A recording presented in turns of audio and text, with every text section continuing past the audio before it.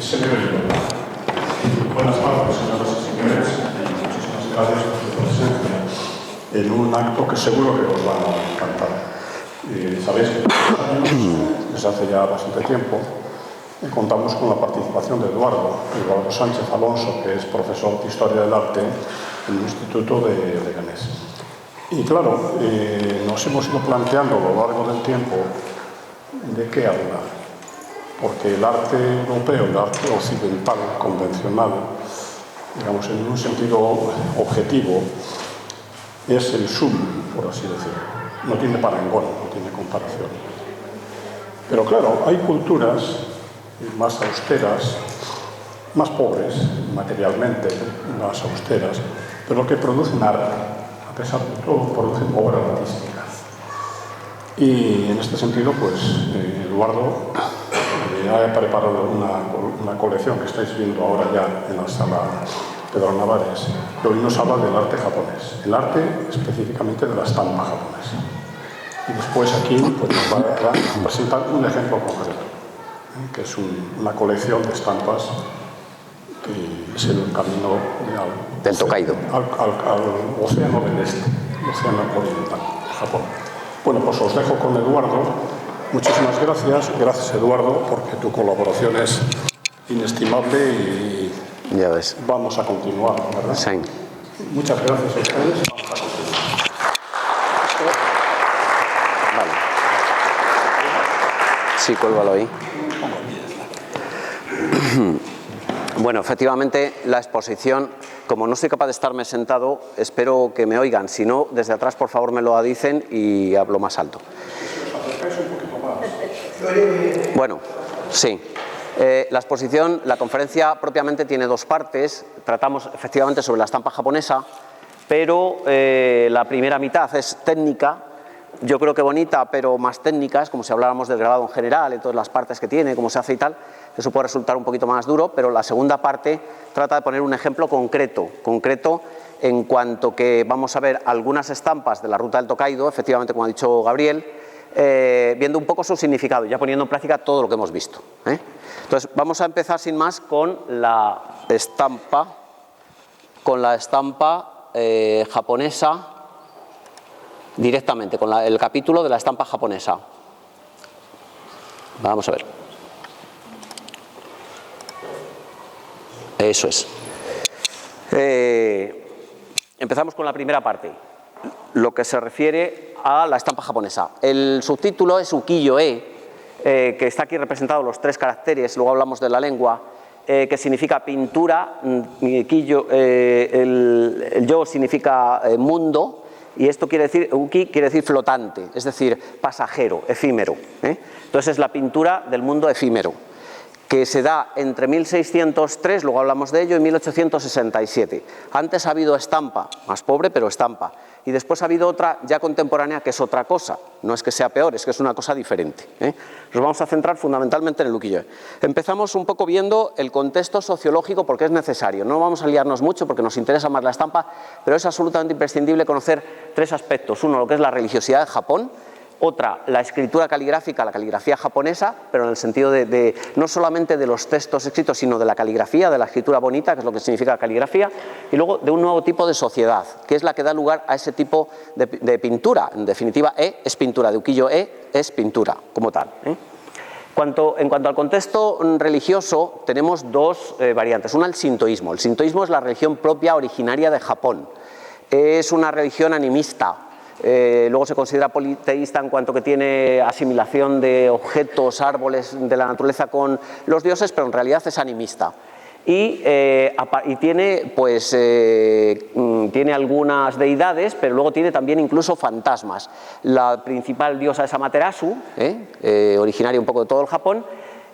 Los santuarios sintoístas tienen una puerta ritual, simbólica, que se llama Tori, esta es la famosa. Y luego pues se hacen funerales. Normalmente el sintoísmo trata con mucha veneración a la naturaleza, es una religiosidad muy apegada a la naturaleza, es muy animista y muy apegada a la naturaleza, a los árboles, a las plantas, a las piedras, a los ríos, por supuesto a todo ello, ¿no? El japonés se siente en general muy integrado con la naturaleza y eso lo abona el budismo zen, que vamos a ver ahora a continuación, o sea que es algo también un poco añadido a lo que es el sintoísmo. Entonces el sintoísmo a los tengu, que son fantasmas, y a los dioses hace ritos para tenerlos contentos y para aplacarlos porque no causen ningún daño. Entonces es una de las cosas fundamentales, el apego a la naturaleza. Con respecto al budismo, en Japón, el budismo sabemos que proviene de la India, que tiene varias escuelas, nos interesa la Mahayana, que es la que se extiende por toda China, acabando en Corea, pasando por Corea y siguiendo a Japón. A Japón recibe el nombre de budismo zen, aunque ya había avisos de budismo zen en China, pero es el específico de Japón. Es un tipo de budismo que trata de llegar al satori, es decir, un poco a la perfección, ¿no? Y el zen, que significa meditación, se trata de que uno se encuentre a sí mismo, es decir, la meditación para encontrarse uno a sí mismo, congraciándose con las cosas pequeñas de la propia naturaleza. Esto tiene relación, por ejemplo, luego con los samuráis, el nuevo tipo de sociedad y el samurái, que busca la perfección en uno mismo y que además encuentra la belleza y encuentra la pureza espiritual en las cosas de la naturaleza, pero cosas cotidianas como hemos visto en la ceremonia del té o en asuntos florales que luego veremos. Entonces, el budismo zen es uno de los elementos que se solapa con el sintoísmo y, de hecho, en algunos templos sintoístas se veneraban a espíritus budistas, bodhisattvas, etcétera, así como en templos específicos budistas también se hacían ritos sintoístas. Es decir, estuvo mezclado hasta que en 1867 y después con las guerras mundiales y tal, se separaron definitivamente en dos ramas para distinguirse. La meditación es lo más específico y lo principal. Se valoran las cosas cotidianas, las actividades cotidianas, tan cotidianas como el servicio del té, que tiene un ritual, ¿verdad? Un ritual sencillo pero muy perfeccionado, igual que los arreglos de motivos florales o los diseños de los jardines, las artes marciales, no es hacer el burro sin más, como cualquier caballero medieval de Occidente, de España, por ejemplo, sino que se trata de tener un buen manejo de las armas y del propio cuerpo, es decir, saber qué es lo que se está haciendo y cómo se da el golpe o qué va a venir, qué te espera recibir de tu enemigo como tal. La caligrafía o la pintura. Hay que tener en cuenta, luego lo diremos por segunda vez, que la caligrafía, es decir, la escritura bonita, que es lo que significa la caligrafía, la pintura y la poesía, las tres se realizan con pincel, porque se escribe con pincel, y están relacionadas, son artes, son consideradas artes hermanas, y eso es muy importante para los japoneses. Bueno, de alguna manera lo que es el ukiyo-e, que comienza, diríamos, en 1603, está representado en este texto, que es el que les daremos o ya les hemos dado en el DVD, que resume un poco el talante de dejarse llevar de la meditación, del apreciar las cosas que fluyen, ¿no? Solo vivimos para el instante en que admiramos el esplendor del claro de luna, la nieve, la flor del cerezo y las hojas multicolores del arce. Gozamos del día excitados por el vino, sin que nos desilusione la pobreza mirándonos fijamente a los ojos. Nos dejamos llevar como una calabaza arrastrada por la corriente del río, sin perder el ánimo ni por un instante. Esto es lo que se llama el mundo que fluye, el mundo pasajero, ukiyo-e, el mundo que fluye flotante o el mundo efímero, podríamos decir. Esto está escrito en 1661, 50 años, 60 años después de comenzar con este estilo. Esto es lo que de alguna manera define un poco el talante japonés y específicamente de ese tipo de pintura ukiyo-e, de la estampa japonesa, ¿no? Bueno, hemos dicho que la escritura, el camino a la escritura, lo que es el sodo, es una de las artes también, que se supone que el samurái, por ejemplo, debe controlar porque le lleva a lo mismo que hacen las artes marciales, a controlar su cuerpo, a saber qué gestos hace, etc. Y entonces es muy importante para un samurái también. El samurái, ya hemos dicho, no es un caballero medieval sin más, sino que es una persona culta, acaba siendo una persona culta. En principio era otra cosa, pero acaba siendo una persona culta. Los instrumentos de la pintura, bueno, rápidamente es una hoja de papel puesta sobre un secante, sujeta con un peso para que no se mueva, a veces se sujeta con la mano, se pinta o se escribe con un pincel, tanto se escribe poesía como se dibuja, etcétera, con un pincel. La tinta china sumi se mezcla con agua, que está aquí en este tintero, en un cacharrito, en un recipiente que se llama sukuri, y con esa tinta china se pinta. es una cosa muy delicada porque no tiene retoques, es decir, hay que hacerlo a primera pincelada, tanto la escritura como la pintura, como el dibujo, el diseño propiamente para las estampas, con lo cual el dominio que tienen que tener del propio brazo, del cuerpo, espiritualmente estar concentrados en lo que van a dibujar, etcétera, es muy importante, porque ya digo que no tienen segundas partes, no se admiten retoques ni hay componendas, Los trazos de la escritura son muy importantes, tienen nombres específicos y no es el momento, pero bueno, tiene unas reglas, se va de arriba abajo, de izquierda a derecha, entonces el primer trazo es el soku, luego se hace el roku, luego el do que continúa hasta aquí, el teji, luego se va por la izquierda el saku, el ryaku y por último el taku en esta dirección y luego en la otra otro taku, otros añadidos. Usted seguro que los conoce todos ellos. Bueno, no es el momento, lo que se trata del trazo como tal es que sea un trazo preciso. Exacto, para eso hay que estar muy atento, no escribir de cualquier manera. Que el trazo además sea equilibrado, que tenga una proporción y todo ello le da armonía a lo que es el carácter. Esto es lo mismo que pretenden hacer con el tema de la estampa como tal. La escritura procede rápidamente también, porque no es el motivo de pero para que lo conozcamos, porque luego aparecen en las estampas, aparecen los textos escritos, entonces tener una noción no nos viene mal. La escritura original, que antes no la había, de Japón, procede de China. De China vinieron lo que son los kanji, que son los ideogramas, son cada uno de estos dibujos, para mí es un dibujo, que no entiendo nada, es un kanji que significa una idea o una palabra completa, son ideogramas por tanto. Posteriormente se hicieron los kana son silabarios, y entonces una palabra, ukiyo-e, es un compuesto de 3 sílabas del silabario kana. Hay 2 tipos de silabarios, el hiragana y el katakana, y no son parecidos, yo no entiendo nada, pero la A, la E, etcétera, son diferentes. La A es esta, que es esa también, la K, esa, etcétera, es decir, son realmente diferentes. Actualmente, desde la introducción de Occidente en Japón y la apertura de Japón a Occidente, se utiliza el romaji, o a veces se dice romaji indebidamente, romaji, que es el pasar el japonés a caracteres occidentales, para carteles, universidades, anuncios comerciales, etcétera, pero ya es otra historia, que es una cosa moderna. Lo que nosotros vamos a ver son o kanji o silabarios japoneses, y se utilizan los dos simultáneamente. Parece que un japonés que domine, que sepa manejar 4000 signos, se puede entender corrientemente, es decir, no es un experto, es decir, no es como nuestras vocales y como nuestro alfabeto, ni mucho menos, ¿no? Para que nos hagamos una idea de cómo es el tipo de caligrafía de Sodo, específicamente japonesa, tenían 4 tipos distintos. Aquí en estos dibujos aparece la primavera, verano, otoño e invierno en los 5 estilos de Sodo que hay. Había uno antiguo que se llama arcaico tenso, que efectivamente primavera, verano, otoño e invierno. Luego estos otros 4 son parecidos entre sí, diferentes al primero. El primero es distinto de todos los demás, se parecen poco. El reiso, que es el oficial, pues sí que tiene un cierto parecido con el kaiso, que es de imprenta, este es un poco más quizá estilizado.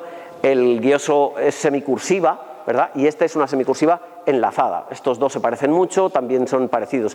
En cualquiera que nos fijemos en cualquier símbolo, este por ejemplo sí que parece una enlazada cursiva con respecto a esto, o a este, o a este. Son los 4 tipos de... No sé lo que voy a hacer, voy a quitar esto por si acaso consigo. No lo he conseguido.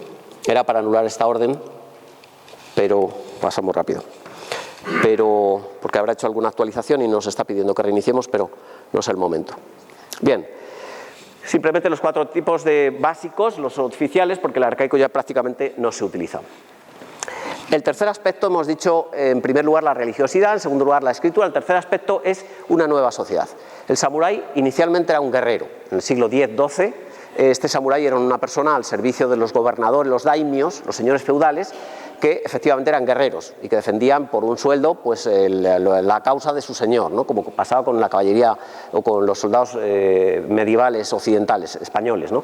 Pero con el tiempo y a partir de 1600 va perdiendo esa función militar. Se van a vivir a las ciudades. Es la época, 1603, la época que se funda Edo, que es la actual Tokio. Y entonces esta gente o se va a vivir a las ciudades, algunos se van a vivir al campo en sus posesiones que tenían tierras, pierden un poco la categoría de samurái, o bien se van a las ciudades y se mezclan o siguen siendo samuráis, pero ya sin una función militar muy clara, o se ponen al servicio de un gobernador o tal, entonces sí, pero se mezclan con los comerciantes, con los artesanos y con los artistas. Y como el arte es de su gusto igual que dominan la escritura, a veces la filosofía, la poesía, etcétera, pues un poco están en ese mundo urbano y tienen relación con todo ello y son un poco los que potencian también el arte de la estampa, que es de lo que estamos hablando realmente, ¿no? Dentro de la escala social, que no merece la pena, están en el rango más alto los nobles y samuráis, luego agricultores, artesanos, comerciantes y los intocables, que diríamos en la India, que son gente, los sucios, porque se dedican a tareas relacionadas con el descuartizamiento de animales, etcétera, recogida de basura, y los hinin, que ya son ni humanos, no son exactamente esclavos, pero la consideración social es casi a nivel de ras de suelo, ¿no? Propiamente. Bueno, los samuráis están en la escala social más alta.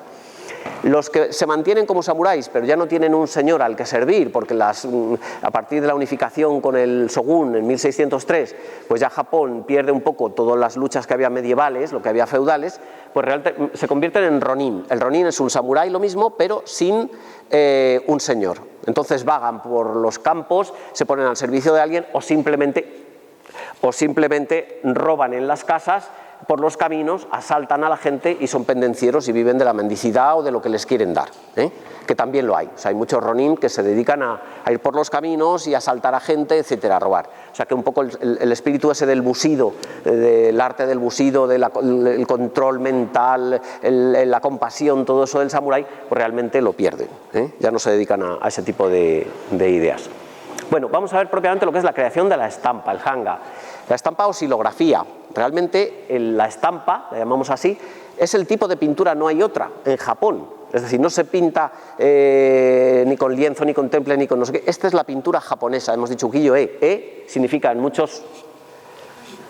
De vez en cuando se va, no sé cuál es el motivo. A ver, yo creo que es... ¿Cómo? Sí, lo veo, pero...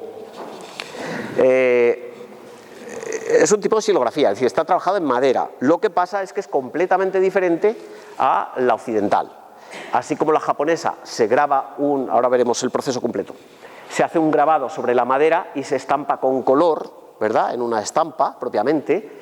Sin embargo, en el caso de Occidente se hace una madera grabada, que también se utilizó a veces incluso en los textos escritos medievales antes de la imprenta, con una prensa. Se hace un diseño que suele ser en blanco y negro, es decir, negro sobre el fondo blanco, simplemente. Mientras que en Japón son distintos colores lo que se utiliza y por tanto distintas planchas, y además se presiona el papel sobre la plancha. Aquí este hombre está con el buren, que es una almohadilla, presionando el papel sobre la plancha está por debajo entintada, ahora lo vemos, está entintada, mientras que en este caso se pone lo que es el papel y se pone la plancha por debajo, se pasa por el tórculo, que es esta máquina, y queda el dibujo impreso. Bueno, esta es un poco la idea de cómo son diferentes la silografía oriental, japonesa en particular, y la otra. Además es curioso porque, claro, las estampas se conocen por el nombre del autor del dibujo, del diseño, es decir, Hiroshige, es muy famoso. Claro, Hiroshige o Kusai o Saraku, cualquiera de ellos, hacen el diseño como tal.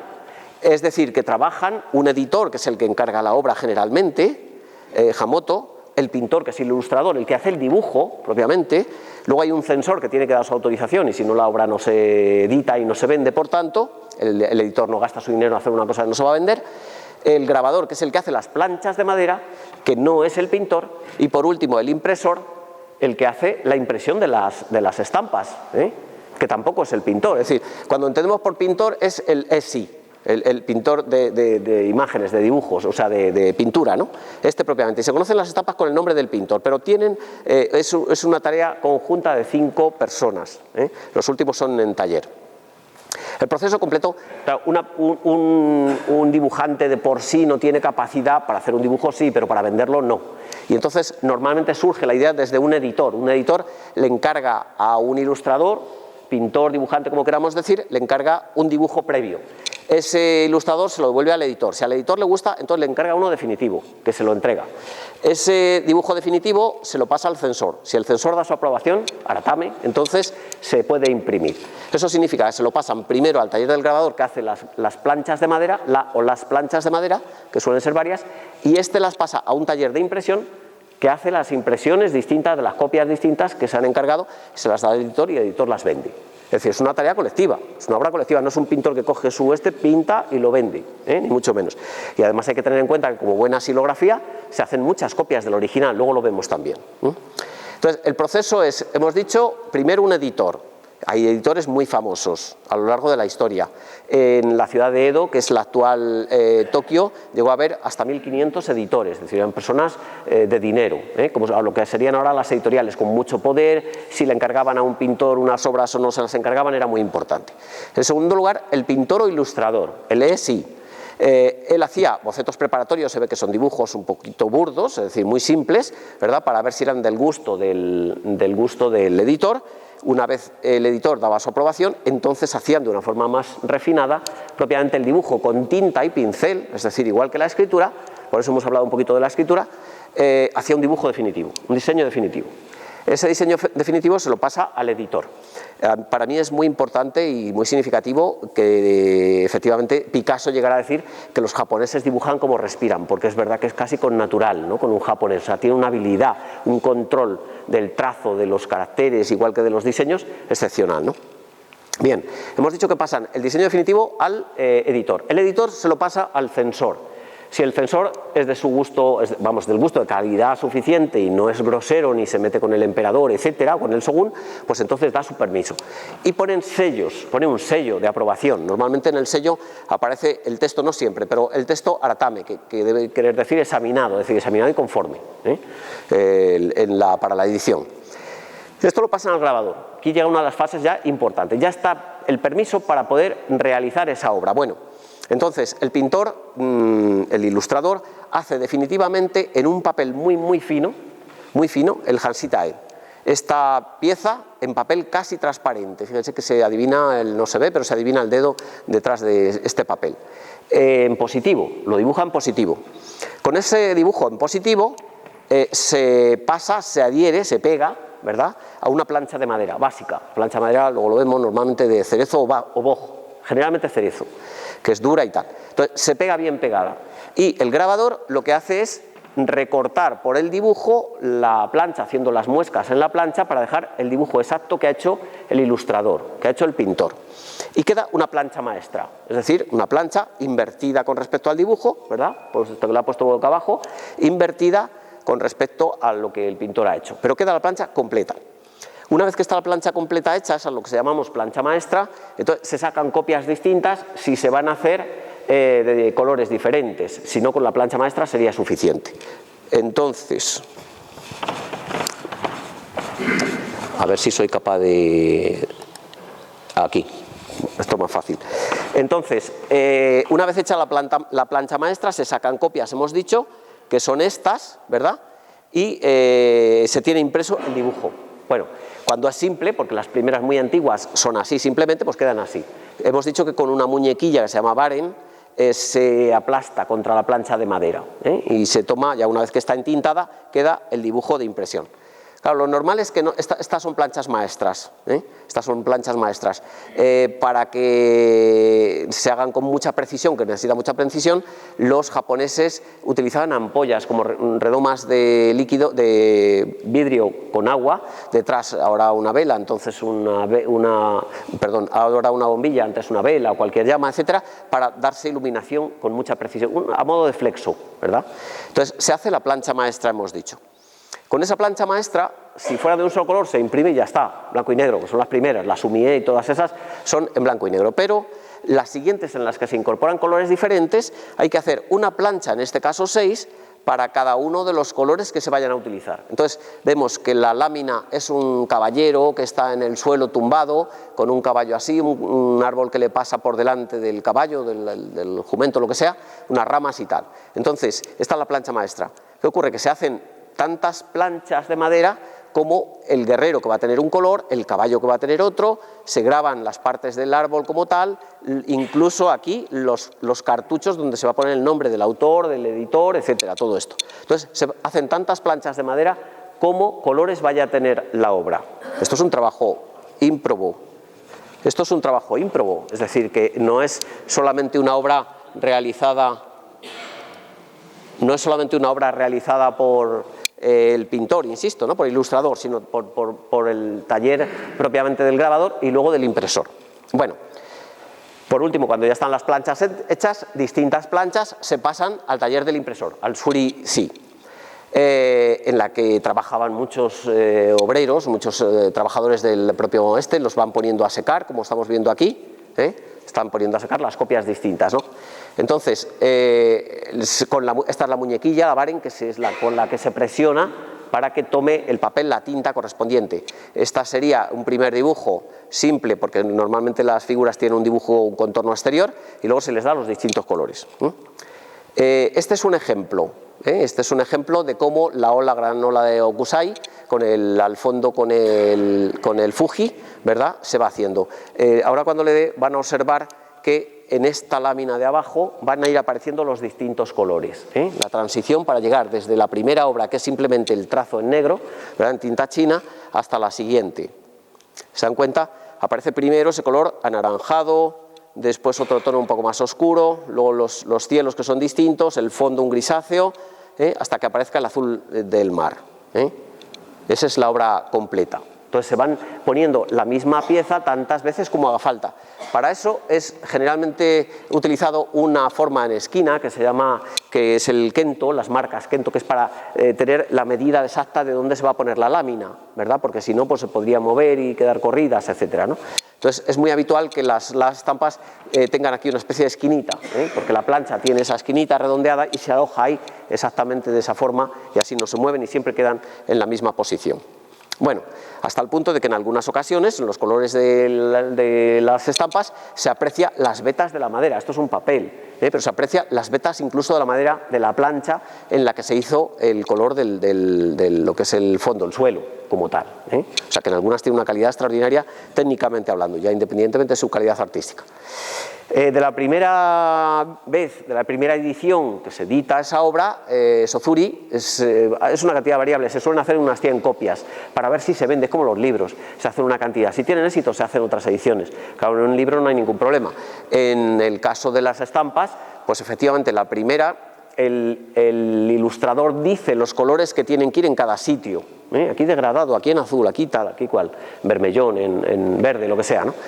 Sin embargo, las siguientes, las Atozuri, y ya son de cantidad variable, de algunas se llegaron a hacer hasta 2.000 o 3.000 copias, pues claro, eso ya depende más bien del taller, del gusto personal o de imitar a una de las primeras copias. O sea, encontramos estampas, puesto que es una obra de varios número repetido, no es una sola, pues encontramos veces que hay distintos colores de la misma, según sea el estampado, como tal. Bien, ¿qué elementos tiene la estampa? Es decir, ¿qué hay en una estampa? Pues en una estampa hay un motivo principal, en este caso son 3 masajistas ciegos, pero lo que me interesa ahora destacar es que hay muchas otras cosas. Esta tiene muchísimo, no siempre hay tantas cosas. Lo fundamental estaría aquí en la derecha, por ejemplo, el sello del editor, el que ha pagado el dinero para que se edite esta. El sello del artista, aunque la firma está aquí. El sello del artista, el sello del censor, dando su aprobación, el atame, o el título de la serie. Esto no es frecuente, el que digan la estación del Tokaido, que es, y la anterior y la siguiente, el nombre de la estación, el nombre de la escena como tal, el nombre de los personajes que tienen nombre en el teatro japonés en concreto en esta estampa. Lo que sí que es específico suele ser esto, la parte izquierda no es habitual, pero una estampa aparece mucho más contenido del que simplemente es la escena como tal. Por eso quería que vieran un poco antes lo de la escritura, que está emparentado con la pintura como tal. Formatos del papel y orientación hay muchos, y bueno, os vamos a pasar rápido porque no es el momento. Simplemente que sepan que algunos, los tate-e, son siempre verticales, mientras que los yoko-e pueden ser horizontales o verticales. Está pautado el formato, no hay cualquier formato, también en Occidente suele pasar eso. Entonces tenemos todo tipo de formatos, el chutanzaku, estos son verticales, estos son yoko-e, verticales o horizontales da igual, porque el formato sería el mismo puesto en posición apaisada o vertical. El único que es horizontal de verdad es este, el makimono, que son libros hechos en pliegos grandes alargados, unidos unos con otros, ¿no? Y los de tate-e son el hashira-e, por ejemplo, que es ese, o los textos escritos sin más, poemas, etcétera, o bien el kakemono, que tiene esa forma floral, a veces con textos y otras veces no, que simplemente es ornamental. Esto con respecto a los formatos. Debe ser que yo hago algo aquí sin querer, porque soy yo el que lo debo, el que lo debo mover. Vamos a ver. Vamos a ver las técnicas cromáticas, es decir, cómo se pinta. También vamos a pasar un poquito rápido para que se hagan una idea. Estampas con fondo dorado. El azuri están puestos por orden alfabético, no por orden cronológico. El azuri en el que predomina el azul, en algunos predomina el vermellón, en algunos solo hay tonos rojizos, en otros solamente hay tonos verdes. Tenemos técnicas distintas, algunos están grabados con un cierto realce, como si fuera con un cierto relieve, en algunos se pasa 2 veces la misma plancha de un color para darle más realce, o al contrario, se retoca el exceso de color, quitándole parte de su intensidad.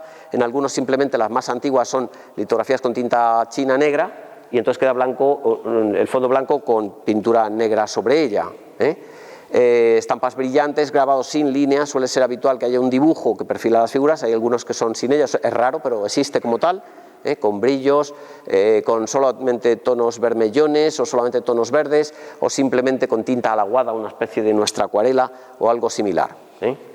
Con respecto a los temas, pues hay todo tipo de temas, desde temas de escenas eróticas, luego las hay pornográficas también, con un sexo explícito muy exagerado, unos penes, unas cosas muy exageradas, ¿no?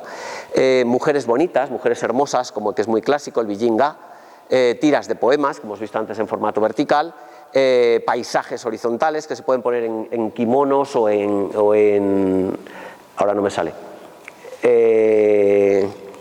en biombos, gracias, no me salía la palabra biombo, qué sé yo, en ilustración de libros, como es el caso, estampando directamente peces coloreados sobre papel, quiero decir, técnicas hay muchísimas, el mitate, el nara, como es de las escenas de la vida cotidiana, que tiene tanto que ver con su tradición budista zen o del sintoísmo. Algunas, el sunga son propiamente, esta han puesto una que era más normal, pero es sexo explícito, y algunas escenas muy, no solamente eróticas, sino con un sexo muy explícito, de historia, de la vida chino-japonesa, de novelas, de todo tipo de esto. Y por último, de series de paisajes, como es el caso de Okusai, que hace las 24 vistas del Fuji, luego hace otro de 36 vistas del Fuji, etcétera, en las que todo aparece, el monte Fuji, que para ellos es una montaña sagrada, como tal, que dio un poco pie a todo, al valorar el paisajismo, aunque no fue el primero, ya se habían hecho otras series. En este caso Hiroshige, del que luego hablamos más despacio, 6 vistas del río Tamagawa, en el que aparecen pues escenas diferentes de distintas posiciones del río, en distintos momentos, ¿no? Con respecto a las características de la estampa, la estructura interna, lo que es el encuadre propiamente de la estampa, a veces tiene unos puntos de vista muy próximos, que luego llama la atención a los occidentales, puntos de vista muy próximos. Con preferencia se da la asimetría, aunque hay escenas simétricas, luego vemos alguna, pero la preferencia es por la asimetría, es decir, que tal y como se da en el Renacimiento, las imágenes, los cuadros o en el neoclasicismo, etcétera, asimétricos, se fomenta menos en Japón. Con respecto al punto de vista, bueno, muy frecuentemente el punto de la línea de horizonte es muy alta, y eso significa que el paisaje parece estar inclinado. Este quizás se ve mejor. Si la línea de horizonte es muy alta, los personajes parece que están en un espacio escalonado, de hecho, el horizonte está muy alto, el plano está inclinado. En ocasiones nos lleva a un recorrido visual, desde delante a atrás o siguiendo una ruta, como es en este caso. No es quizá lo frecuente. Con respecto al fondo, el fondo suele ser o neutro, como aquí, simplemente unos personajes en el espacio como tal, un espacio neutro puesto que no tiene ningún fondo detrás. A veces en paisajes hay efectivamente,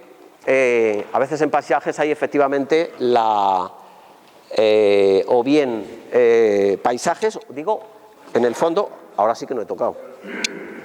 Ahora sí que no he tocado, no sé qué pasa, pero ahora yo creo que todavía no había tocado. Bueno, digo que hay o paisajes o edificios, con lo cual da una sensación también de profundidad, una especie de perspectiva que luego vemos con más detalle.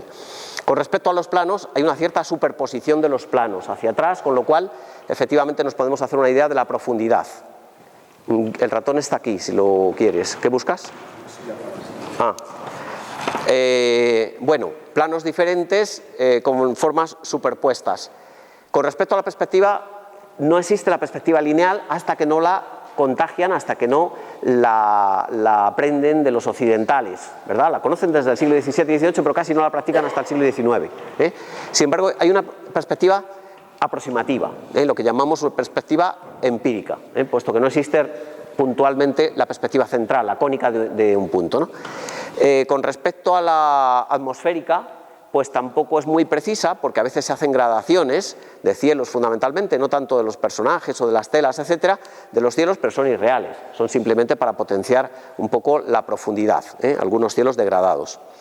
Con respecto a las figuras, el predominio es de la línea, es decir, salvo en aquellas estampas que no tienen una línea exterior, un contorno, que son sin dibujo, sin línea, generalmente hay una línea que se pone con rellenas de color. Pero los colores son planos, es decir, no tienen claroscuro, no tienen gradiente, igual que luego no tendrán sombras reflejadas en el suelo. Con lo cual, pues el volumen es más difícil de conseguir. Si en algunas figuras se consigue un cierto volumen, es a partir del escorzo, de que las figuras estén inclinadas, oblicuas con respecto al espectador. El movimiento de las figuras a veces es un movimiento fuerte, como es el caso de sumos peleando, pero generalmente es un movimiento artificioso, es un movimiento estereotipado, o las posturas de los personajes o los propios movimientos como tal. No son demasiado movidas las escenas, y cuando lo son, pues tienen, ya digo, ese movimiento un poco artificial. Algunos autores principales, pues igual que estaríamos hablando en España, pues de qué sé yo, de Velázquez, de Goya o de Dalí o de no sé quién, pues algunos pintores principales en el periodo Edo, de 1603 a 1867, que es el del que estamos tratando, puesto que antes hubo también pintura y después la habrá, pero este es el periodo clásico del ukiyo-e, lo que llamamos el ukiyo-e, el mundo flotante, serían, en este caso, Moronobu, es el primer pintor, ilustrador, que pinta las primeras imágenes solamente en blanco y negro, luego les aporta color, aunque no es él el primero que lo hace, en principio las hacía solamente en blanco y negro. Con frecuencia las mujeres tenían un tocado detrás de la cabeza, en la coronilla, un tocado negro sujeto con una cinta, y tenía pues ese tipo de movimientos elegantes de las figuras. El primero que incorpora el color realmente es Masanobu. Lo que pasa es que como son casi contemporáneos, pues también el anterior imita de alguna manera la utilización de esos colores, aunque no sea el primero. Aún así, Masanobu sigue utilizando fondo blanco con tinta china negra sobre él, es decir, negro sobre blanco, ¿no? Y tiene formas muy elegantes, algunas veces simplemente escenas muy sencillas, pero con mucha elegancia y movimientos muy sutiles de los personajes, sobre todo femeninos. Toyonobu, que representa mujeres de todo tipo, desde cortesanas hasta mujeres en prostíbulos, pasando por, qué sé yo, todo tipo de escenas, y algunas estampas con un color solo o verde, con predominio de verde, o solamente del vermellón, del rojo vermellón. El caso de Arunobu, que representa, aquí tenemos alguna escena de sexo más explícito, de Sungae, representa mujeres, fundamentalmente. Son escenas de mujeres hermosas, en distintos tipos. Si bien es verdad que luego Utamaro pues continúa con esa trayectoria y hace mujeres sencillas, en un plano muy próximo al espectador y más refinadas que las anteriores que ha hecho la anterior, ¿no? Pues algunas muchachas bebiendo, con alguna chiquilla, en una escena doméstica, quiero decir que no es una escena erótica, simplemente, bueno, es erótica en cuanto que tiene un pecho al aire y se muerde el otro, pero quiero decir, son escenas a lo mejor domésticas, no para exhibir, aunque representan ese tipo de imágenes, ¿no? El tema de, ahora no me pasa la imagen, no sé cuál es el motivo, a ver, de Hokusai, gracias, de Hokusai.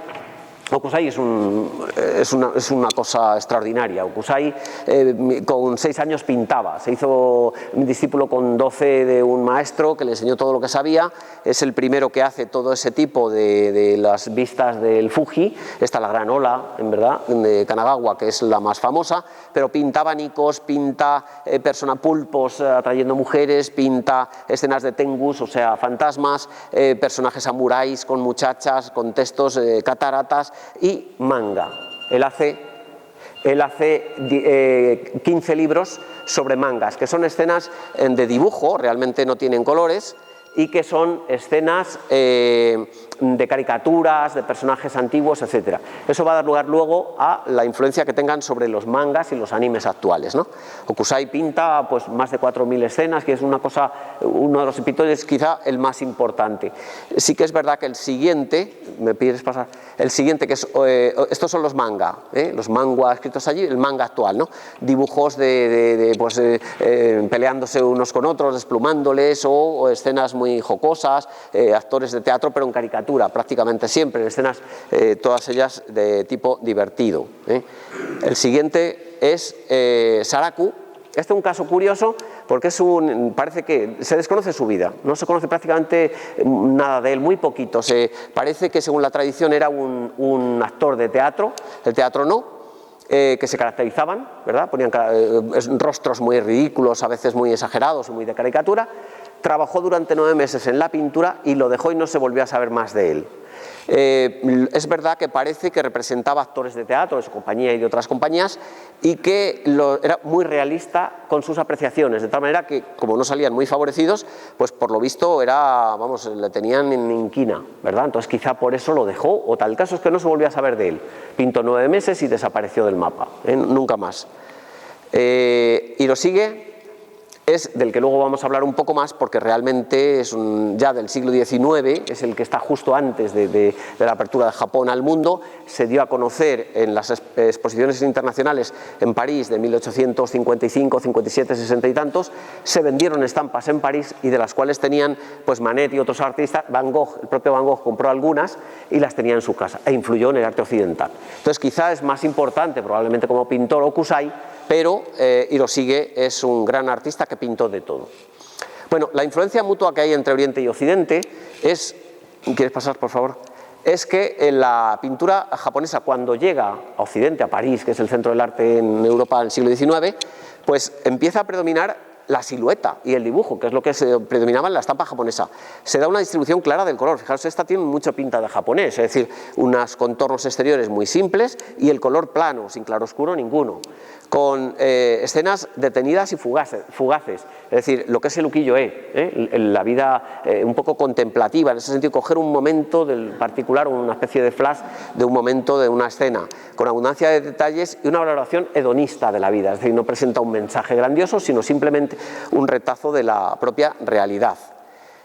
Los encuadres son muy originales, igual que antes. Degas y compañía empiezan a hacer encuadres en los que representan visto desde arriba una bailarina, los caballos muy cogidos, pero incluso parece que faltase un trozo de cuadro, es decir, en el Renacimiento esto no hubieran consentido jamás en hacerlo, que faltase un trozo del caballo, la pata, etcétera, ¿no? Entonces son encuadres muy originales con espacios muy amplios sin cubrir, que antes no se hacía eso, en Occidente siempre se cubrían los espacios.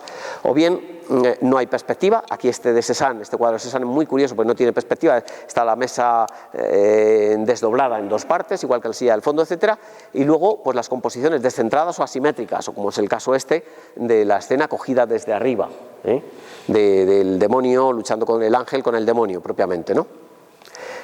Algunas obras japonesas que tienen su equivalente relativamente en Occidente. El caso de James Abbott, de Whistler, pues efectivamente ese puente lo hizo un poco, no digo a imitación, pero sí un poco con el recuerdo del propio de Ando Hiroshige, del Tokaido. En el caso de Manet, el propio Manet dibuja un cuadro en el que está el representado, en el que detrás tiene una escena, efectivamente, de Utamaro, de un japonés, del propio Utamaro, que se había pintado en un grabado suyo y que aparece aquí. O como es el caso de la escena vista desde arriba de Ando Hiroshige, pues que repite Degas en La bailarina, una escena en contrapicado, o sea, vista desde arriba con mucha profundidad. Alguna otra como de Hokusai, el puente de Hokusai, que luego Monet reproduce, no es lo mismo, en las últimas obras de su vida en Francia. De Utagawa, este está clavado, es decir, Vincent van Gogh reproduce la estampa de Hiroshige, es posterior en unos 10 años o 15 años, una cosa así. O bien de Utamaro, una bailarina que reproduce un estilo parecido de May Milton, de Toulouse-Lautrec. Es decir, hay obras japonesas que de alguna manera recuerdan muchísimo, muchísimo, y las conocían las japonesas porque tienen su parecido, tienen su parangón.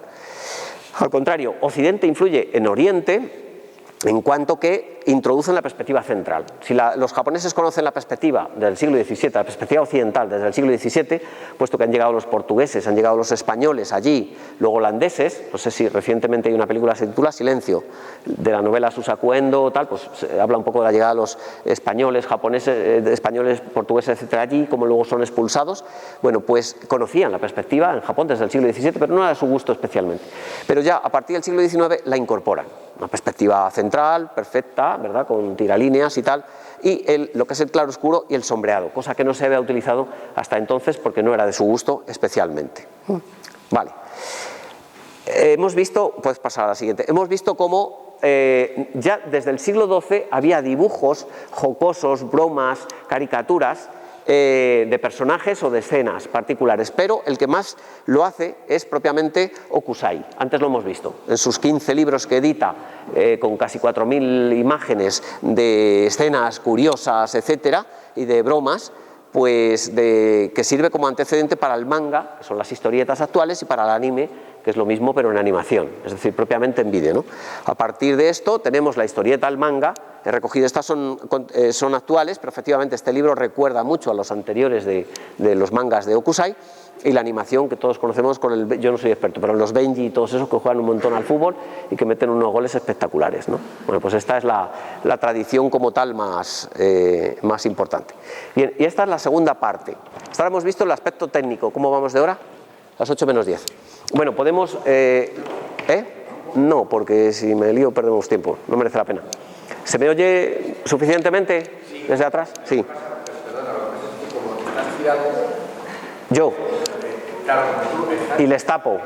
Como si le estuvieras hablando a Gabriel. No, ya. Cuando te das la vuelta se te oye perfectamente. Pero... Ah, vale, vale. Pues procuraré no ponerme en medio y además hablar hacia allá. Sí, se lo agradezco. Vamos a ver. Para poner en práctica todo esto, que es como muy académico, es hablar del grabado, la técnica, el formato, todas esas cosas, y que merece la pena oír una vez en la vida, que hasta aquí es lo que tienen en la exposición en papel en la sala aquella, ¿verdad? Pues vamos a poner un poco en práctica un segundo aspecto, lo que es la aplicación del Tokaido, de la ruta del Tokaido, a través de las estampas, ¿verdad? Bueno, Japón tiene esta forma, como ven, es un archipiélago con un montón de islas. La principal, Honshu, que es esta, es la más grande y la más importante, donde está concentrado el poder en su gran mayoría, ¿no? de lo que es el país como tal. Pasa si quieres. Allí estaban establecidas rutas, es decir, había caminos por todas partes, pero había algunas rutas que eran fijas. Entre ellas las 5 principales, incluyendo la Tokaido, que es de la que vamos a hablar. Había algunas que tienen un nombre específico, la de Nikko-Osu, la Kosu que llega hasta aquí, la Nakasendo que hace esto por aquí hasta Nagoya y de Nagoya hasta Kioto, etc. Y alguna derivación del Tokaido, el Tokaido es esta, que se llama Tokaido, significa la ruta del mar del este, y va desde derecha, desde oriente hasta occidente, ¿verdad? De derecha a izquierda, al contrario de lo que tenemos preparada la mente en occidente, ¿no? Entonces, la ruta es de allí, saliendo de Edo, ahora lo vemos hasta Kioto. Esta es la ruta del Tokaido, la ruta del mar del este. Pasa, por favor. El asunto empieza en la época que hemos visto, justo en el ukiyo-e, en la estampa propiamente esta del mundo flotante. Anteriormente a 1600, Japón era una serie de feudos, ¿verdad? Como la Edad Media occidental española. Casi los señores feudales tenían más poder que el rey, porque el rey no estaba en todas partes y hacían un poco lo que querían a nivel de gobierno, de impuestos, etc. Pero, y algunos de los gobernadores de los daimyo intentaban apoderarse del poder. Pero en 1600 hay una batalla, la batalla de Sekigahara, en la que vence Ieyasu, que es este señor, que se convierte en gobernador militar, que lo que quiere decir shogun. Entonces, el Tokugawa Ieyasu se convierte en gobernador militar. Relega de alguna forma al emperador en Kioto, que era la capital imperial, en el palacio de Kioto, sin poder administrativo, sin ningún poder prácticamente más que ritual. El emperador se consideraba una divinidad dependiente del sintoísmo y tal, pero vamos, en definitiva, queda sin poder real, efectivo. Y entonces el shogun se hace con el poder, funda la ciudad de Edo en 1603, desde 1600 en adelante y 1603 empieza a ser una gran ciudad donde él hace su castillo y donde él vive, y desde allí gobierna. ¿Qué ocurre? Que anualmente, en reconocimiento de que no es el emperador, manda una expedición con bienes, ¿verdad?, con riquezas, con presentes al emperador, y hacen una ruta que se va estableciendo entre 1603 y 1624, ¿verdad? La ruta como tal eran caminos que ya existían, pero se van haciendo paradas intermedias que se llaman estaciones, en las que se detiene a la gente, se le registra, etcétera. Tienen mucho miedo de que haya sublevaciones militares, de que pronto venga un ejército de un daimyo y ataque en otro territorio y acaben con el poder. Y entonces por eso no construyen puentes de caminos, sí en las ciudades, pero no se puede viajar grandes masas de gente juntas, hay que entregar papel, hay que tener un documento firmado. Los samuráis tienen libre acceso a la ruta, pero los demás tenían que demostrar por qué viajaban. Las mujeres no pueden ir solas, y entonces pues nos encontramos en este caso en una estampa un puesto de control, lo que sería una aduana, una frontera de entregar los papeles, ¿no? En medio de la ruta, una frontera. Esta me parece que es la de Hara, en concreto está representada así la los administradores de la ruta y tienen que enseñar la mercancía y decir lo que llevan para que se sepa que no llevan armas y esas cosas. Están indicadas las rutas y las estaciones en señales, pues como nuestros mojones de carretera o similar, ¿no?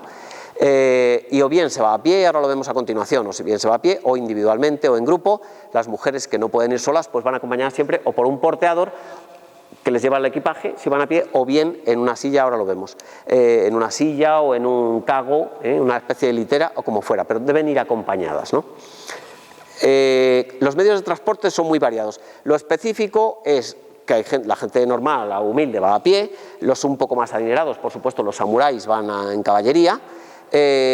Hay sillas que se utilizan relativamente poco, sobre todo cuando se pasa por los ríos, para que la persona que ha alquilado esto vaya elevada y no le tape el agua, porque los ríos se pasan, salvo los que son que tienen mucha profundidad, pues se pasan, son vados y entonces lo pasan porteadores con un simple calzón, ¿verdad? Y van sujetando a la gente.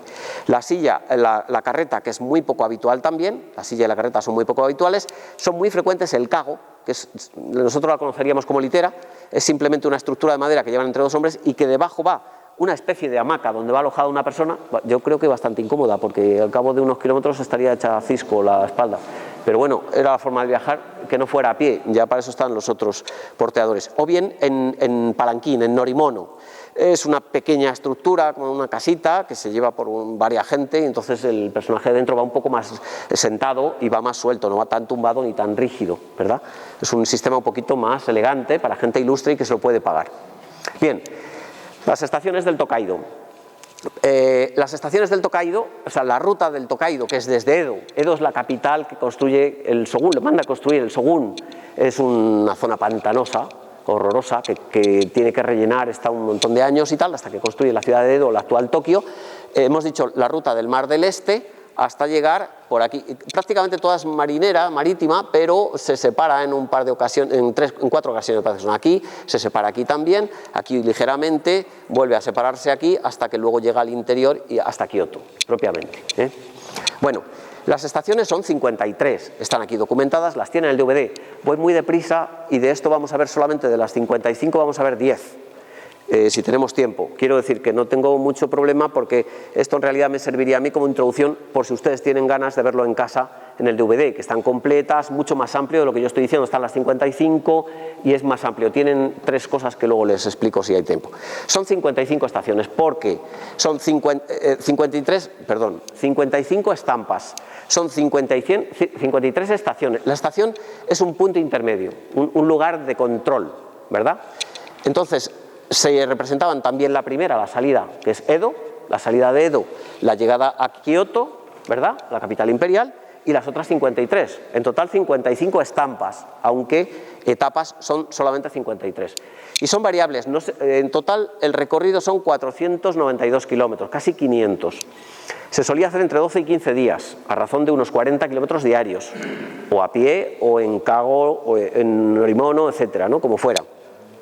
Hay algunas etapas que son muy cortitas, como es el caso de la que se da entre Goju y Akasaka, que son 1,7 km, que está por aquí, y aquí está por aquí, y otra, la más larga, entre Milla y Kuwana, que está relativamente cerca. Esto es una complicación porque aquí hay una especie de delta con muchísimos afluentes, del río, y entonces o se hacía por aquí, que también había ruta, pero era incómodo porque había que pasar un montón de riachuelos, de ríos a veces importantes, o bien se hacía en barca.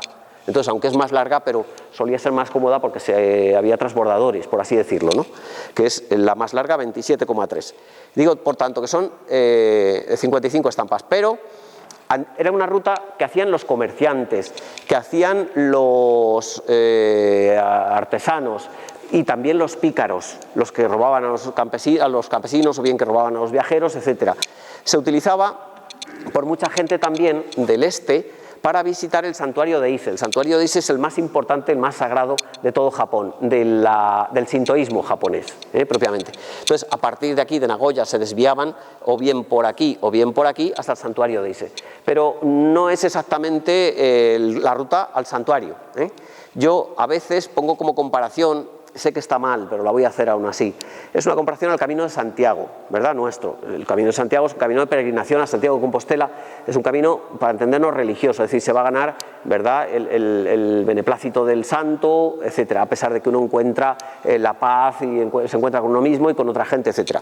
Bueno, digo que no es lo mismo porque no es ir a un santuario religioso, pero es verdad que el camino tenía posadas, tenía restaurantes, tenía venta ambulante de lo que fuera, desde estampas hasta cualquier otra cosa, Entonces era una cosa relativamente parecida, que se podía llegar al santuario de Ise, aunque no era lo específico es llegar hasta Kioto, propiamente. Bueno, estas son estos que hay. Los accidentes geográficos son muy variados.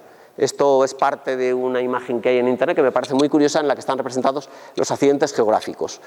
Claro, tenemos que hacer el esfuerzo de pensar que salen de Edo, de Tokio, y van hacia la izquierda, van de oriente a occidente, entonces están justo en esta posición. Pasamos a la otra.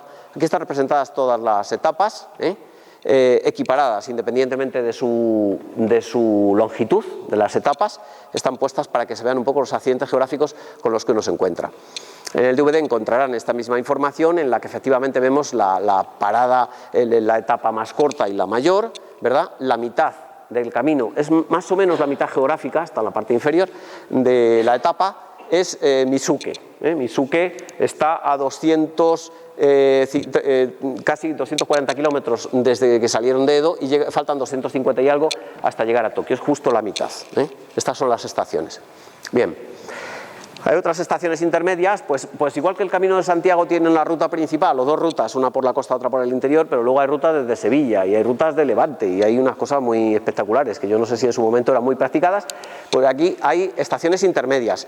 Una antes de salir de Edo, las de Narita se llaman, donde está ahora el aeropuerto actual, y otras intermedias por aquí, gente que se iba juntando propiamente a la ruta principal.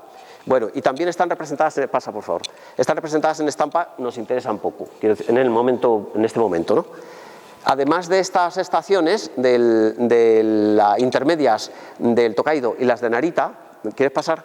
Había una extensión, y es que al llegar prácticamente al final, al llegar desde Otsu, que es la penúltima parada, hasta Kioto, en Fushimi-ku, un templo muy famoso, sintoísta, pues se deriva hasta llegar a Osaka. Había una especie de derivación, lo que se llama el Kyokaido, el camino hacia Osaka, que tampoco es el momento de detenernos en él. He puesto las escenas para que las vean representadas, algunas imágenes, pasa si quieres, para que vean un poco lo que se encuentra uno de camino, desde el Fushimi-ku, que es el templo sintoísta muy famoso al sur de Kioto, ¿verdad?, hasta llegar propiamente al Korabashi en Osaka. Bien. Es curioso que se venían haciendo guías desde el origen del camino. El camino, lo que son las etapas intermedias, se fueron haciendo desde 1603 al 24. Se fueron estableciendo los controles, los distintos controles. Las 53 controles con las etapas. En algunas hemos dicho se dormía, en otras solo se comía y se seguía, porque se hacía la ruta en 12-15 días, pues había algunas que se descansaba un rato y se continuaba, en otras se dormía, cuando el trayecto había sido más largo.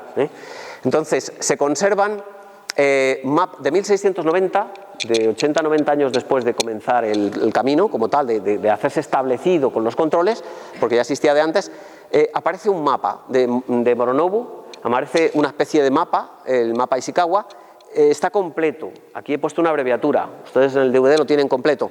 Es muy curioso porque es puro dibujo, pero están representadas las estaciones, la salida de Edo en este caso, una especie de cartucho, las estaciones y el recorrido que se encuentra a la ruta está de forma horizontal, es decir, se ha ahorrado muchos altibajos y se ha ahorrado muchas escalas, ¿no? Pero en cualquier caso aparecen muchos personajitos y dibujos que aparecen. Por ejemplo, este personaje está aquí, no sé ahora mismo dónde está, pero está en este trozo, los que pasan en esa litera subida, lo que es un norimono, están aquí, no sé dónde lo veo desde aquí, pero está, pues yo creo que es este o este quizá, Son dibujitos impresionantes a pesar del detalle y de la minucia, igual que los de abajo. Si alguno tuviera mucha curiosidad, yo creo que lo tienen, pero se lo puedo pasar porque el dibujo completo sería este. Esta sería la ruta del mapa completo, son no sé cuántos metros son, da igual. Quiero decir que, pero bueno, que está a su disposición si tienen interés, que pueden disponer de él. Igual que el siguiente, puedes pasar por favor. Igual que el siguiente, que es anónimo, pero es de 1703, es decir, unos años después, está hecho, es prácticamente el mismo, pero con color. y ya más detallado, y es este, también no sé cuántos metros tiene de recorrido, en la misma estructura, en la que se van viendo las estaciones en color, el Fuji que aparece. El Fuji es curioso porque, claro, se ve desde muchas de las estaciones, entonces aparecen un montón de veces en la misma ruta. Bueno, pues primero un mapa, después se representó, eran mapas que compraban los viajeros, a veces para tener un recuerdo o a veces para saber por dónde tenían que ir. Pues igual que hay ahora mapas de la ruta de Santiago, pues también se hacía en aquella época aquello, ¿no? Y luego el tercero, que es quizá la clave, es el pistoletazo que decimos en Occidente, ¿no? En 1802, Iku Hipensa edita una novela por capítulos, por entregas. Empieza en 1802 y creo que acaba en el 8 o una cosa así, las entregas. Y hace esa especie de novela con dos personajes, dos pícaros. Los pícaros que se dedican a robar, no son dos muertos de hambre, no tienen de qué vivir y entonces lo que hacen es ir por los caminos, engañar a alguien que les invita, ir a una posada y como no tienen dinero escapan antes de que se levanten los demás para no pagar, bueno, y hacen trapacerías de ese tipo, ¿no? Están peleándose y tal. Luego les diré que lo tienen en el DVD. No tiene mucho interés más que ver un poco el ambientillo, Pero a raíz de la novela de Iku Hipensa, en 1802 se empezaron a hacer ediciones en las que se hacía una estampa de cada una de las etapas y de la salida y la llegada, 55 en total. Bueno, curiosamente, este hombre, Tamenobu, en 1890 al 10, de los últimos, hizo las representaciones, que son estas, de la novela, explicando la novela. Insisto, es muy posterior porque hay muchas otras. Desde 1802 hay muchas series. Es decir, Hokusai, el primero, el que hemos visto antes que pintó tantísimas cosas, en 1802 hizo la primera serie, en el momento en que se hace la novela, en que empieza la novela. Otra serie en 1804, en el 4 otra más, Toyohiro, etcétera, etcétera.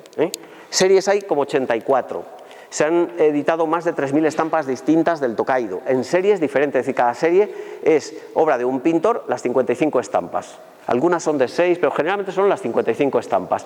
Algunos de ellos, como Hokusai, tiene varias, pero la que nos interesa, que es esta, Hiroshige primero, esta, tiene un montón. Hiroshige primero tiene un montón.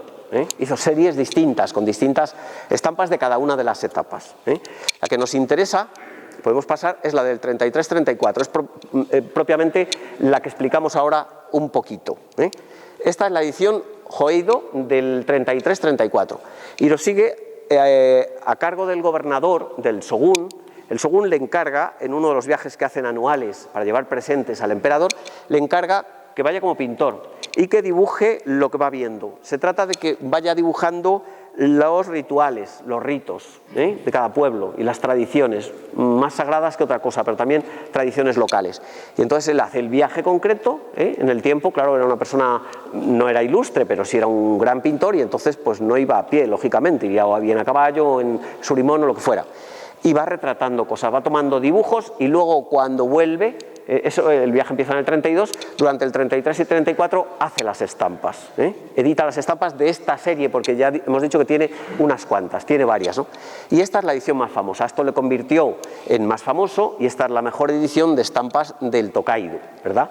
Mejor que las anteriores, aunque el primero no es el primero, hemos visto que tenemos antes desde 1802 algunas y que después hay muchas otras, pero esta es quizá la mejor edición del Tokaido. Bueno, para que veamos algún ejemplo concreto de algunas estaciones, he elegido 10. Las quería haber dejado en 5, he sido incapaz. Esto es como nos ocurre a los malos profesores, que todo nos parece muy importante y no somos capaces de renunciar a nada. Bueno, pues las he elegido. Esta es la primera, la salida de Tokio, de Edo, Tokio, en el puente Nihonbashi. He elegido el tramo del mapa ¿verdad? Anónimo. Desde donde está tomada la vista. Este es el puente Nihonbashi. Nihonbashi significa el puente de Japón, el punto kilométrico cero de Madrid, desde donde se marcan los kilómetros al resto de las carreteras del estado, ¿no? Pues este era el Nihonbashi, el centro desde donde se marcan las rutas. Queda cerrado para que no se pueda acceder por la noche a la ciudad y se abre por la mañana. Esto es, el puente ahora no existe, esta es una imagen de cuando ya hay fotografía en el siglo XIX, pero antes de los bombardeos y de las guerras mundiales, ¿no? La estampa como tal es esta que vemos ahora a continuación más grande, es esta, se han abierto, la gente está esperando en el puente, abren las barreras, entonces la gente pasa con un cierto tropel, los primeros pasan en tropel, luego está la cosa un poco más aligerada. Y entonces los primeros que han pasado son gente pues, que son pescadores, van con cestas vendiendo su pescado, hay chiquillos por aquí que juguetean, pues están aburridos de estar esperando en la barrera, hay algunos cachorritos, hay perros, hay otros personajes por aquí, mujeres, pues algunos que venden una especie de escobas, y un cortejo de un daimio, de un gobernador de una provincia que viene a la ciudad, en el que pasan delante los porteadores con las cestas de los vestidos ricos típicos que luego se va a poner cuando visite al shogun, al gobernador militar, estamos hablando de Edo, luego los que llevan los palanquines y tal, y los que llevan los portaestandartes. Se supone que detrás va, la explicación oficial dice que detrás va un samurái, yo no he sido capaz de verlo, porque los samuráis llevan dos espadas, una larga y una corta, y no soy capaz de verlo. Vemos lo mismo pero en detalle, los porteadores pues con esas cañas de bambú en las que llevan las cestas con peces, el muchachito jugando con los perros, en algunas ocasiones pues la explicación en las letras, en los silabarios o bien en kanji chino o bien en los kana japoneses, algunos personajes por aquí, el cortejo como tal, o algunos de estos con una especie de sombrilla hechas de paja propiamente. La siguiente que he elegido es la etapa de Mishima, es la número 11. La ruta es desde Hakone, que es de las más famosas, y en la que aparece curiosamente el Fuji representado dos veces. Pero claro, según se tome la vista, pues desde un lado o desde el otro, realmente se ve en una posición o en otra. Desde Hakone hasta Mishima, 14 kilómetros y pico, tomada desde propiamente la estación de Mishima cuando se llega a mitad del pueblo, y es esta la vista. Actualmente tiene ese aspecto. Antes hablábamos de la ruta del Tokaido, realmente a veces que no se ve lo que había en su momento, sino que la cosa ha cambiado tanto, igual que en España, ¿no? Que es una cosa diferente. Bueno, esta estación es una maravilla, porque realmente es el amanecer, una madrugada con bruma. Prácticamente todo el paisaje y el fondo está en bruma, salvo estos personajes que van aquí. Los personajes en primer plano, tenemos a estos dos porteadores que llevan aquí un kago, una especie de lo que es litera, más algunos que van portando equipajes, y una persona a caballo están todavía adormilados, y lleva normalmente los sombreros y tal iban encima de lo que era la litera, ¿no? Y en este caso este personaje que lleva el gorro de paja clásico del peregrinar, de la ruta, encima de la cabeza, y va como adormilado. El resto, si os dais cuenta, está todo en bruma, es decir, prácticamente son tonos de grises y azulados. Los únicos que tienen un poco más de detalle son estos árboles en primer plano, pero a medida que nos vamos hacia atrás estos árboles están más oscurecidos, incluso las casas, cada vez están menos nítidos los árboles, incluso las casas, y los personajes. Tenemos por aquí alguno. Allí atrás tenemos dos personajes, uno más azulado, otros más en grises, porque van perdiendo nitidez y por tanto iluminación, y luego tenemos aquí el acceso a un templo sintoísta, un torii. Este es uno de los cuadros de las estampas más interesantes de la serie. Los detalles, pasa a la siguiente, los detalles son el árbol con más nitidez, pero luego tenemos otros árboles al fondo que están ya mucho más difuminados. Luego veremos algunos que están muy recortados, muy curioso. El torii como acceso a un templo sintoísta, los personajes que transportan esa litera, el que va a caballo y los personajes del fondo que se van difuminando progresivamente. La siguiente es la etapa de Hara. Desde Hara es quizá desde donde mejor se ve el monte Fuji, que es sagrado para ellos y es una de las figuras que se ve desde muchos sitios de Japón, ¿no? Este es el aspecto de la etapa de la aldea de Hara en el siglo XIX, en una postal del siglo XIX, pues un poco parecido, relativamente parecido. Entonces, después de una ruta de 6 kilómetros, no es mucho, nos encontramos con la estación de Hara. Presenta, para dar la idea de la magnitud, de la magnificencia que tiene el monte Fuji, se sale del marco.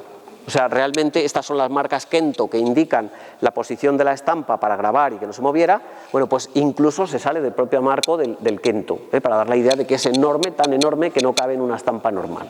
Podría haberlo hecho más pequeño. Entonces tenemos en primer plano, solamente hay un primer plano que realza con respecto al fondo, que es lo que le da la profundidad.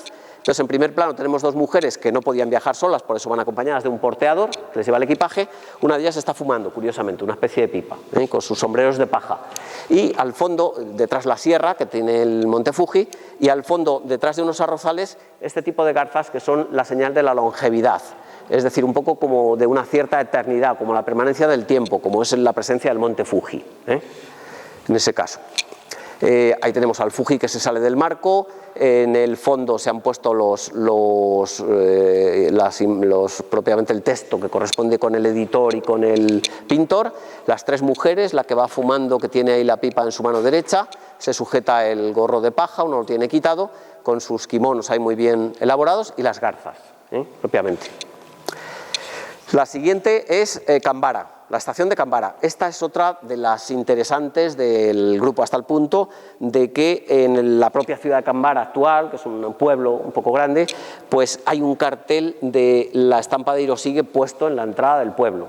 Ya no tiene mucho que ver con lo que era el Tokaido de aquella época.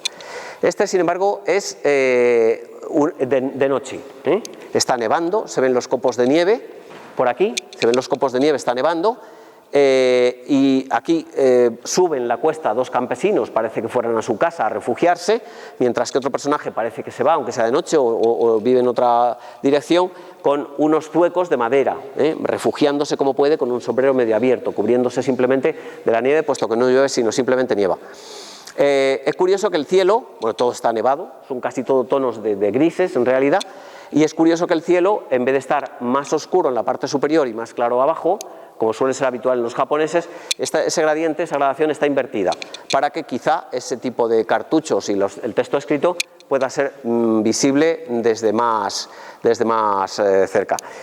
Los árboles del fondo están recortados, ahora los vemos, están recortados con respecto al fondo para que se distingan, porque si no sería negro sobre negro y prácticamente no se verían. Ese es el caso.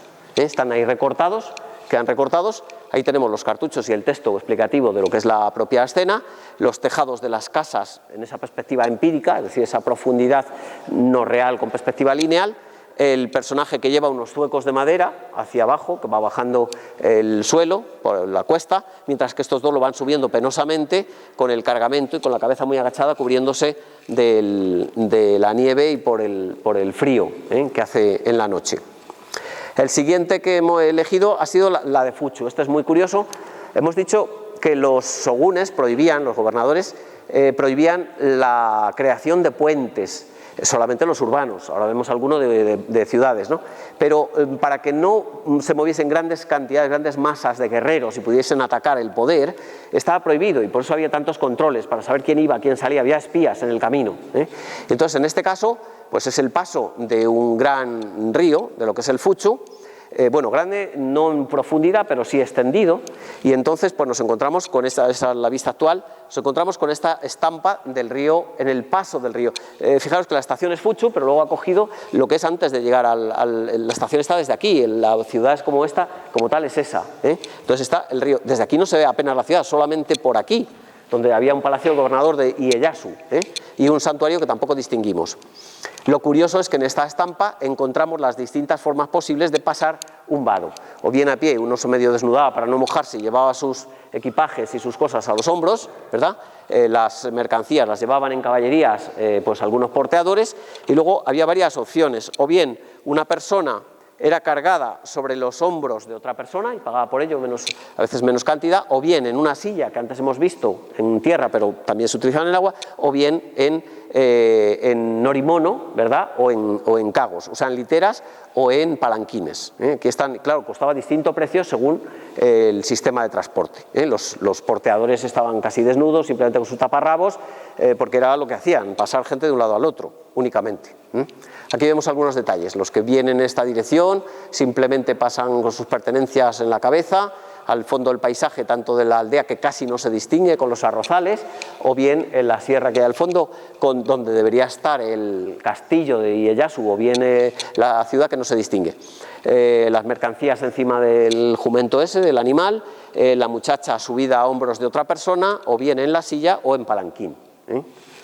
Otra de las elegidas es Kakegawa. Es muy curiosa, el aspecto es este, es un puente justo antes de llegar a la aldea, ¿no? Lo que es el control. En la estampa lo vemos. Es muy curiosa la representación del puente en el que aparecen un sacerdote budista con un acólito y dos personas, posiblemente campesinos, que se agachan en señal de respeto ante la presencia y el paso del sacerdote. Esto se realiza en el mes de mayo, esta estampa corresponde al mes de mayo, en un momento en el que se utilizaban mucho las cometas. Las cometas eran más propias en el mes de mayo, que es un tiempo con un poco de viento, pero un tiempo agradable y tal. Entonces ahí encontramos una cometa que procede del exterior de la estampa, y aquí encontramos a un chaval que ha perdido su cometa y que se le está yendo como a un niño se va a un globo, ¿eh? Entonces la ha perdido y él sigue con un poco de fastidio, pero no le queda más remedio.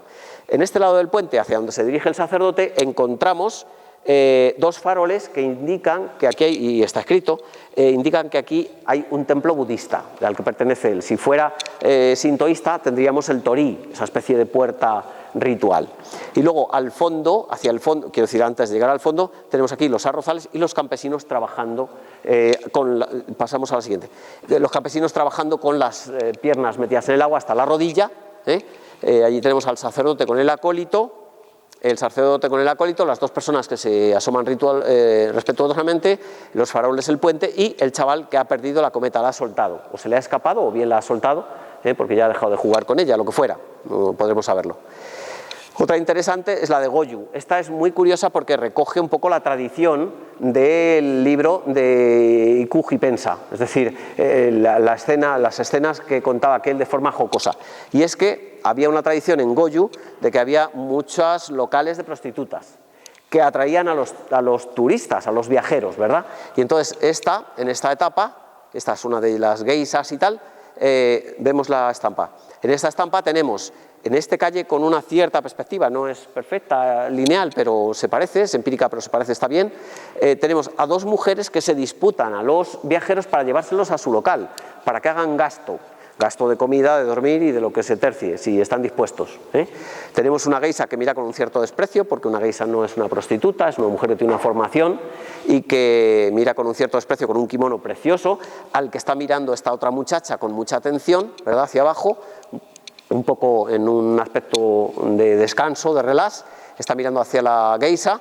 En el interior nos encontramos con que una sirvienta está ayudando, se han lavado los pies este caballero y va a recoger el agua o lo que fuera, y en la parte de arriba, y por eso es muy novedoso, en la parte de arriba tenemos el nombre, yo no entiendo nada, pero el nombre del dibujante, del editor, del grabador y del ilustrador, el que estampa las piezas. Aquí y es poco frecuente, prácticamente no existe ninguna otra, en esta serie no hay otra, en la que aparezcan los 4 nombres, ahí, los 5 nombres ahí en línea, en serie, completos. Bueno, esto es una cosa divertida y jocosa, ¿no?, esta estampa.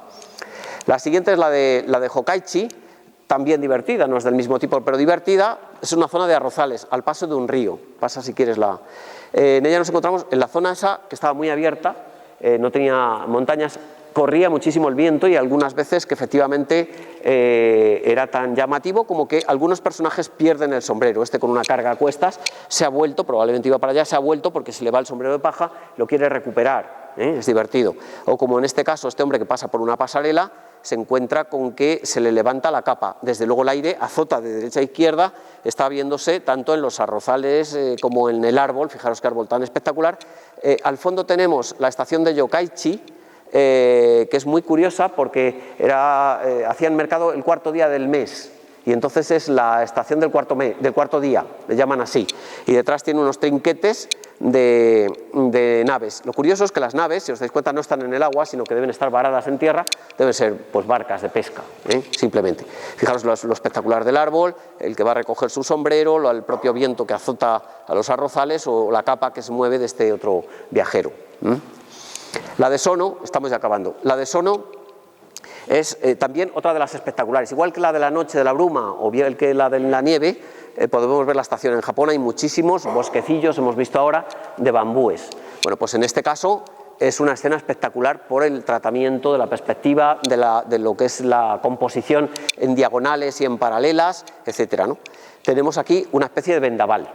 En ese vendaval vemos cómo corren los bosquecillos, el de primer plano está más representado, es decir, de alguna manera es más nítido, y hacia atrás se van difuminando, 3 niveles distintos, cada más con esa especie de crestas que se van como superponiendo, lo que nos da una idea de la profundidad también respecto a la falta de nitidez y de iluminación. Los personajes que encontramos pues son 3 que iban hacia allá con la cabeza agachada y peleando contra el viento, y en este caso dos que circulan con un paraguas abierto y agachándose para protegerse con una especie de capa o manto también de paja, como es propio de la época, del Tokaido como tal. La última estampa, la llegada, no tiene número, porque esta es la llegada a Kioto cuando se llegaba a la capital, pues se llegaba aquí al puente, este es el río Kamo, y aquí se llegaba al puente de acceso a la ciudad, que también se cerraba de noche y se abría por la mañana, con lo cual se controlaba la gente indeseable, etcétera, en los controles. Y entonces en la estampa nos encontramos las montañas Heisei del fondo de Kioto, ya estamos en la capital imperial, Kioto, con las casas al fondo, antes de pasar el río, con el puente de la tercera avenida del Sandio, y nos encontramos con personajes de todo tipo. En los detalles quizá lo podemos ver mejor. Algún cortejo, como es el caso, algunos porteadores, el cortejo está aquí, algunos porteadores con mercancías, lo que es el paisaje del fondo, lo que son las inscripciones de la propia estampa y algunos personajes sueltos, mujeres, hombres, que circulan, generalmente acompañados, si son mujeres, como hemos dicho, de los hombres, ¿verdad? Esa es la última de las estaciones, y la última, hemos visto solamente 10 de la época del Tokaido. Por último, recomendaros, si os apetece ampliar esto, aparte de tener el DVD, ahora os cuento lo que hay en el DVD brevemente. Hay algunas novelas que son muy curiosas. En el DVD os he puesto indicación de novelas en formato digital relativas a Japón, modernas y antiguas. Recomiendo estas. La primera que recomiendo es esta, no me parece buena, pero es que es la primera que se hizo a partir de 1802 del viaje por el Tokaido, de esos dos pícaros, ¿verdad? Y no tiene demasiado interés, pero cuenta un poco las trapacerías que hacen, que si roban, que si engañan a este, que si les engañan a ellos, que es casi siempre lo que ocurre, y es curiosa de conocer. Esta es más interesante, es decir, esta trata el camino del Tokaido, la ruta inversa, ¿verdad? Pero efectivamente de personajes muy bien ambientada en la época. Esta es más interesante que la otra, a pesar de que esta es de Lucía Sancler, pues yo creo que es norteamericana, no sé si es inglesa. Bueno, el caso es que efectivamente esta tiene un aspecto más interesante que la otra, otras son simplemente pícaros. Y luego en dos series de novelas, una del detective Sano Ichiro, son me parece que 10, en castellano hay como 7 u 8 traducidas. Es un detective privado que hace investigaciones y pues descubre casos, ¿verdad? Como hay tantas series en la televisión actualmente, para el Shogun, vive en la ciudad de Edo, de lo que es actualmente Tokio. Y la clásica de Musashi, que se refiere, en realidad es un samurái, desde que la batalla de Sekigahara, 1600, porque esta es del siglo XIX, más o menos, lo que ocurre es en el siglo XIX, las varias novelas. Son independientes, aunque hay un montón, son independientes una de la otra, cuentan casos distintos, como los episodios de la tele, ¿no? De detectives. En este caso sí que sigue también una historia de un samurái, hasta que se convierte como tal en samurái, y sigue el camino del Bushido, que es el cuarto libro, son 5 en total, y que empieza, he dicho, en el 1600 con la batalla de Sekigahara, que pierde porque era el bando contrario, cómo va intentando convertirse en un verdadero samurái. Y es curioso porque se ve no solamente cómo adquiere un dominio de las armas, pero también de su propio cuerpo, de su propio sentir, de la vista, del oído. Es decir, a los enemigos les oye que vienen desde lejos, ¿verdad? No va a lo bruto contra ellos. Y se aficiona a la escritura, a la lectura, a la música, ¿verdad? A la ceremonia del té, todo le parece interesante y eso contribuye a su formación, es decir, a su equilibrio, ¿verdad? A su meditación, a su reconocimiento interior. Esa es muy curiosa, la cuarta de las cuales es, ya digo, el camino del Bushido, es decir, un poco los ideales del samurái como tal, ¿no? Del samurái Musashi. Esto es todo. ¿Qué tiene en el DVD? Perdóneme. ¿Qué tiene en el DVD? Que si no lo tienen todos, ahora se lo damos. Pues tienen 3 presentaciones, la primera es prácticamente la primera parte que hemos visto, más ampliada porque tiene el texto, no como yo aquí que se lo he quitado para explicárselo yo a ustedes. La segunda es una castaña, es curiosa pero es una castaña, la recomiendo que no la vean. Es simplemente los mapas, hay muchas series de mapas, las he recogido, me molestan poner las imágenes de todas ellas. Es una cosa documental, pero si alguien lo quiere ver, que lo vea, pero de verdad que no merece la pena. Quiero decir, con ver 2 ya está vista y es amplia, son 180 páginas, 180 pantallas. Y la tercera es la serie del Tokaido, esta, la Hoido, completa, pero son 300 y pico pantallas, porque cada una de las 55 tiene 6 pantallas, yo he abreviado, y tiene el texto con la explicación, la que yo he dado, y más amplia. Esa es muy curiosa, son 360 y tantas pantallas, que si les apetece las pueden ver de a poquitos, ¿eh? Pues es como grabar un partido y verlo luego en casa por trozos. Uno va y hace la cena y luego ve otro poco y apaga y mañana sigue, ¿eh? Y luego tienen en el DVD, aparte de estas 3 presentaciones, tienen, he dicho antes, los libros digitales, la referencia a libros digitales de la época, muchos, no sé, 70, 80, y alguna música japonesa que me ha parecido interesante y porque cabían fácilmente en el DVD, ¿eh? Eso es lo que tiene en el DVD. Muy bien. No sé qué hora es. No sé cómo...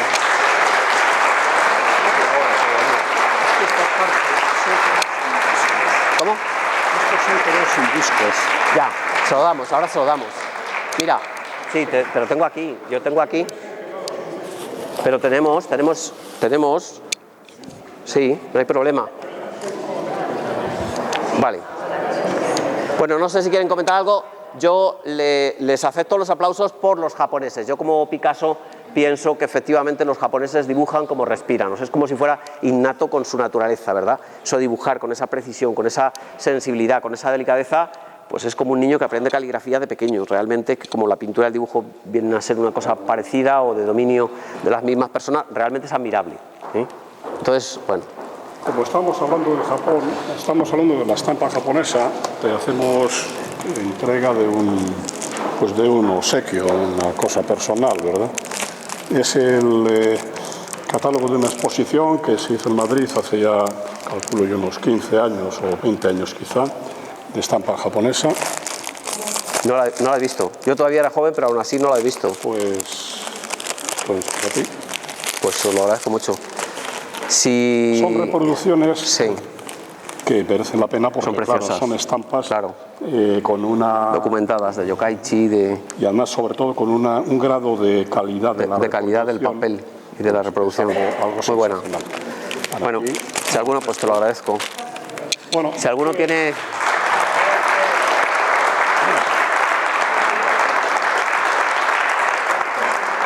Si alguien tiene mucho interés, se la puedo prestar, quedándome con su nombre y su cara. Esta es una de las estampas que acabamos de ver. La de Goyu, a ver, yo creo que es la de Goyu, efectivamente. La de las muchachas que atrapan a los viajeros, tal. Y esta es la de la... Y esta es la del viento, los caminantes, sí, claro. No podía ser de otra manera. Decía Gabriel García Márquez que en Colombia se dice que no se sabe quién es más tonto, el que presta libros o el que los devuelve, ¿verdad? Así que el libro es tuyo para toda la vida. Vale.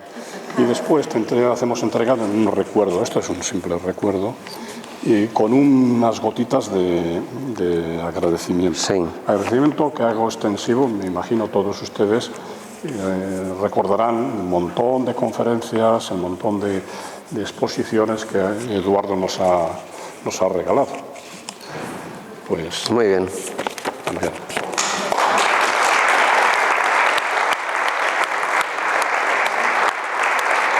No se lo ofrezco porque tiene mi nombre y no les valdría para nada. O sea que en este caso no tiene remedio. Muy bien. Bueno, pues, Gabriel, mucho gusto. Muchas gracias. Bueno, les agradezco que hayan aguantado, ¿qué hora es? Las 8:30. Yo voy muy deprisa, ya lo ven, pero es que siempre hay muchas cosas que decir. Mi excusa es que hay muchas cosas que decir, pero mi excusa fundamental es que como les doy el completo en el DVD, pues esto es como si fuera una introducción y si ustedes tienen interés lo pueden ver despacio en casa. Entonces hay un montón de cosas que no he dicho porque no tengo tiempo y porque se me olvidan, pero las tienen en el DVD que no se me ha olvidado escribirlas. O sea que si quieren disfrutarlas de ellas tienen para hacerlo. Muy bien.